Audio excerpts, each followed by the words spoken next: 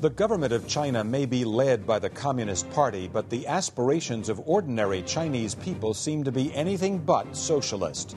They're buying property, cars, electronics, and stocks as never before.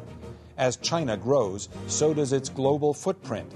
How is the rest of the world, particularly the United States, dealing with the continuing trade imbalance, with the quality of Chinese products, and with China's ever-growing thirst for energy? As Chinese and U.S. companies go head-to-head in the world of business, technology, and manufacturing, who's got the edge? We'll look at these and other questions next on Great Decisions. In a democracy, agreement is not essential, but participation is. Join us as we discuss today's most critical global issues. Join us for Great Decisions. Great Decisions is produced by the Foreign Policy Association, inspiring Americans to learn more about the world. Funding for Great Decisions is provided by the Star Foundation and U.S. Trust. It was among the most highly orchestrated visits by a foreign leader to the United States in recent memory. When newly appointed Chinese President Hu Jintao came in April of 2006, his first stop was not Washington, D.C., but the West Coast, where he visited Microsoft and Boeing, businesses with strong presences in China.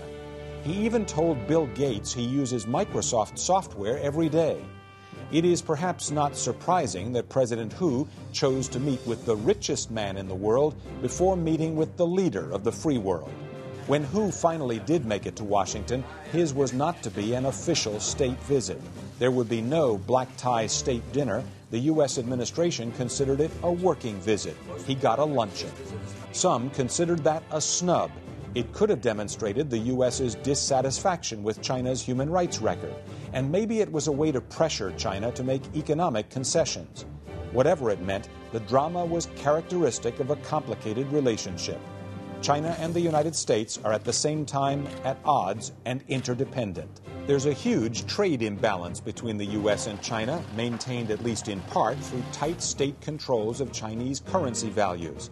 While Chinese people simply can't afford to buy many imported goods, many Americans can't afford not to buy products made in China. Some people say the real situation is closer to the codependency relationship between a drug dealer and an addict. The United States is the addict. At the end of 2007, China was America's fastest-growing trading partner. China's economy is growing at an unprecedented rate, 11% in 2006. And China is poised to take over Germany as the world's third-largest economy behind the U.S. and Japan. Much of this is because so many businesses operate within China. A cheap and well-educated workforce is very attractive to Western businesses. But as China's economy grows, so does its thirst for energy. 20 years ago, China was the biggest oil exporter in East Asia. These days, it is the second-largest importer of oil in the world. Given the U.S.'s own thirst for energy, that kind of competition with China makes Washington a little uncomfortable. While the economic floodgates may well have opened, not all of China is reaping the benefits. There is still extreme poverty in China, particularly outside the big cities, and it's getting worse as more of the economy becomes centralized in urban areas. And the Communist Party still maintains strict control over the government and the dissemination of information. Emails, internet access, news in general are all tightly controlled. And any group seen as subversive or even merely dissident is prosecuted, intimidated, or banned outright. None of this endears China to the United States, nor does China's support of regimes in Sudan and North Korea. Where do Sino-American relations go from here? Is it possible for the United States to reap the benefits of an economic relationship with China while at the same time pushing Beijing to adopt more liberal social values? Is that even a priority for the U.S.? And what about energy? Does China's growing appetite pose a real threat to the U.S.? U.S.-China trade, out of balance. Next on Great Decisions.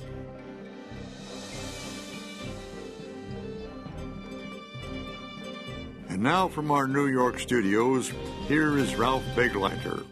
Welcome to Great Decisions. Joining us to help understand the trade relationship between China and the United States are Carla Hills, former U.S. trade representative during the Bush Senior administration. She's now the co-chairman of the Council on Foreign Relations. And David Lampton, longtime China scholar, now dean of the faculty and director of Chinese studies at Johns Hopkins School of Advanced International Studies. Welcome to you both. Thank you.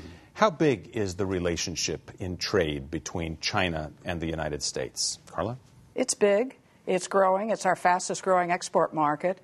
It's growing about 160% a year in the last 5 years, where our overall exports are growing about 10 to 12%. So it's a big relationship and an important one. Our biggest trade partner? No, not our biggest trade partner, but our fastest growing trading partner. Where does it fit in the panoply of trading partners the United States has? It's about our third largest. We've been talking about China as a land of trade opportunity for decades now, but it seems as though really only in about the last 10 years or so have American companies, and companies from other countries for that matter, been able to really take root and begin to have a flourishing trade relationship in China.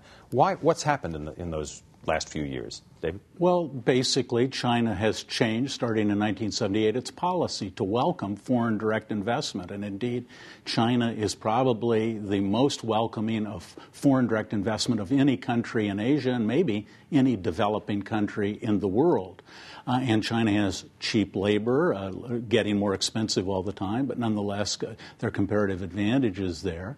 And American companies, and companies from Germany and Europe, elsewhere in Europe and around the world, are relocating production capacity there. And so when we see the label and all the goods we buy made in China, that's really a misnomer. It's really assembled in China. And many of the components that go into those assembled goods are made in our other friendly countries, such as Japan and Republic of Korea, throughout Southeast Asia. And one thing that makes it very difficult for the United States when it has a trade deficit with China is if we seek retaliation against China, we're in fact retaliating on all our friends who are exporting to China, where the goods are assembled and then shipped off to the United States. So China's just sort of the last stage in a very complicated chain of production in the world today. We'll come back to the retaliation question in a bit. Carla, when David says China's been welcoming to direct investment, what do you mean by welcoming? They've always wanted people to invest there. There's always been a fear, though, that you won't get your money out if you invest there. Hasn't that been the market is wide open in China. Their ratio of trade to their gross domestic product, GDP, is much higher than our own. And their effective tariff is below 10%. So it is a very open market, a welcoming market to inward investment. And that accounts for tremendous change that has taken place since 1990. Our trade with China in 1990 was non-consequential. And our deficit with East Asia was commanded by Japan. Today, our deficit with East Asia is a little bit less than it was in 1990, but China has gobbled up the major portion. So it is displaced Japan, South Korea, Singapore, and Taiwan as those with whom we're doing trade. And David is absolutely right. It is the assembly plant for the world. I just wanted to say also this dimension of welcomeness isn't just foreign investment in China.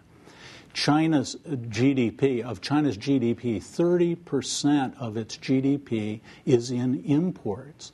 Much of the export production that China is sending to the world is made by machines that are bought in the United States, in Germany, from Japan, and so forth. So China is also not only open to foreign direct investment, but contrary to public perception, it's also extremely open to imports, far more open than Japan has ever been. We talked at Great Decisions with Nicholas Lardy, who's a senior fellow at the Peterson Institute for International Economics. Let's hear what he says about China's open or closed market. I think many people have the impression that this is a relatively closed economy, and that's why they have such a big trade surplus, not only with the United States, but globally. The reality is more complex. They're pretty open on the import side. Yes, their currency is undervalued, but the reason they have such a large surplus is the tremendous growth of their exports, but their imports are also growing at a very, very rapid rate as well. So it has been our fastest growing large export market for more than a decade. Our exports to China are growing much more rapidly than any other country. And I think many people have the idea that the deficit that we have in our trade with China is a result of the fact that their market is fairly closed, and that's simply not the case. Let's follow up on that a bit, because I think you made some interesting points there. Americans see made in China in their underwear and their socks and a lot of other things. And you're not saying that China is importing a lot of American agricultural goods or other American products of that sort. You're saying that China is importing other kinds of things, finished machinery and computers and technology is, I guess, what they're importing. Is that something that maybe Americans don't see, that kind of trade? Well, because they're importing intermediary goods that are combined with other goods for the final product, you do not see them. And that is what makes China an assembly platform for the world, particularly in the manufactured sector. And so if you go into a Walmart, a child's car seat, underwear and socks, as you say, shirts, sweaters, it's all made in China. It's very, very visible. But if you buy a laptop, you do not see the component parts of it. You don't see the threads that went into the sweater. You don't see the various things that have come from outside China's borders. But I want to also say agriculture is a very big part of this trade relationship. It's not just the manufactured components going from the United States or other more advanced economies. It's also agricultural and commodities of all sorts going to China from the United States. I, not long ago, was in Oklahoma and more recently Montana. These are all states that have a huge stake in trade with China. You go to Washington State and they'll talk to you about apples and exports to China. And so now there are problems with apple juice. It gets very complicated. But the agricultural sector sees a big stake. Now, it also, we should say, there are problems here. And when we say China's open, agricultural people will tell you, well, yes, but they have phytosanitary standards for the import, cleanliness of goods and contamination and so on. And the Chinese have from time to time used those standards to keep goods out. So it's not a perfect picture here. But if you talk to American agriculture, you're going to find people who want a more open and freer trade circumstance with China, not a closed view. Carl, I want to follow up with your point about being the manufacturing plant, and really both of you made this point. Has the United States, in effect, turned over responsibility for manufacturing the things the United States needs to China and perhaps some other countries as well? And is that a potential danger in the future, to not being able to put together our own stuff? Not at all. Actually, we are manufacturing and our output is 20% higher than it was a half a decade ago, with 30% fewer workers. That's affecting manufacturing globally because manufacturing has adopted technological change. Technology is changing manufacturing. China is on the lower end of the manufacturing staircase. We're at the upper end, and we work very, very well together. So I'd like to also say on the agricultural part, this is not only a big market, but a growing market, because China is water short, and its arable land does not meet the needs of its people. So it is going to have to permit more and more agricultural goods to come in, and we have a complementarity there that is very valuable to both sides. I just should say, too, on this staircase notion that we're at the upper end of the staircase in the Chinese technologically, that's true. It's important. Our productivity as a nation's gone up dramatically. But there is a but, and that is China is dumping more money into research and development. Multinationals are dumping in research centers very rapidly into China, and China's moving up that staircase. And if you think not only of China but India, we have 40% of the world's smart intelligence people coming online, and they're moving up that value-added chain. So I've always felt that reform in China and change in China is going to require us to keep moving up that staircase. And we have to start asking what we're doing in education and so on that'll keep us moving up. So this is not a static situation. Well, you mentioned that China is importing machinery and computers and other kinds of technology from us. They're going to start building their own at some point, even if it's only to copy the work that the United States has already done. I'm not sure where we go from there. Maybe that's looking too far down the road. We should be very careful about being fearful of competition. We're an innovative people, but we've got to be competitive. And if 40% of our high school students fail to graduate, we have a big problem that we cannot blame on China. We have to keep up with the competitiveness in the world. We can, but we can't blame our shortcomings on another country. A decade and a half ago, we were blaming Japan. Today, we're blaming China. And we've got to stop doing that and begin to look a little bit inward and pull ourselves up by our socks. All of us, I think, remember the days when the phrase made in Japan referred to shoddy goods. And today, I think there's a lot of that impression or that imagery about Chinese goods as well. There have been a number of scandals over the last year or so involving poor quality goods coming from China to the United States and elsewhere. The Chinese seem to be very eager to deal with those issues, and they're not resistant, it seems, to the criticism. They actually take on board the criticism and have improved or are attempting to improve their procedures. That seems to be a change in China's kind of attitude as well toward the United States, isn't it? I think it is a positive change in their attitude. They've had problems with toys and toothpaste and tires and seafood. And at the recent, at the fall Asia-Pacific Economic Cooperation meeting that was held in Australia and hosted by Australia, China and Australia were named to chair a committee of the 21 economies that make up what we call APEC, to set international standards and bring the members of APEC up to those international standards for food products and manufacturing products. And China was right in there, trying to see that its products would meet international standards. And I think as we don't sort of absolve China of responsibility in this product quality issue that we now face, we have to recognize that multinational firms have been pushing down costs of production in China. There's a very complicated set of contractors in China. And American firms have a responsibility to make sure that their designs are good, that those standards are implemented in China. And the United States government has an obligation to, at least to the degree feasible, make sure the products that are coming into the United States meet our standards. So I think this is a problem that represents globalization. The Chinese have lots of responsibility, our multinationals have lots of responsibility, and frankly, the federal government does as well.